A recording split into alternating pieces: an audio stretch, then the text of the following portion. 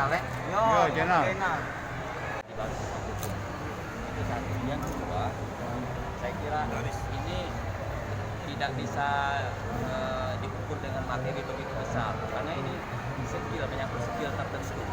Jadi kalau menyangkut skill tertentu itu ada orang-orangnya, ada orang-orang pilihan.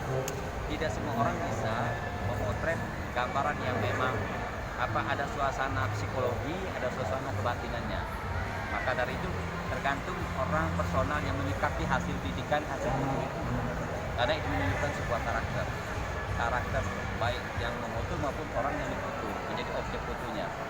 Maka dari itu pameran hari ini saya lihat luar biasa, sudah menggambarkan secara komprehensif. Dari hal-hal ini saya sebutkan tadi. Mungkin harapan kita ke depan seperti apa? Kalau harapan saya ini adalah kita buat sebuah agenda tahunan, tentunya foto-foto yang lebih diupdate lagi. Diupdate lagi, katakanlah ini di tengah pandemi di 2020.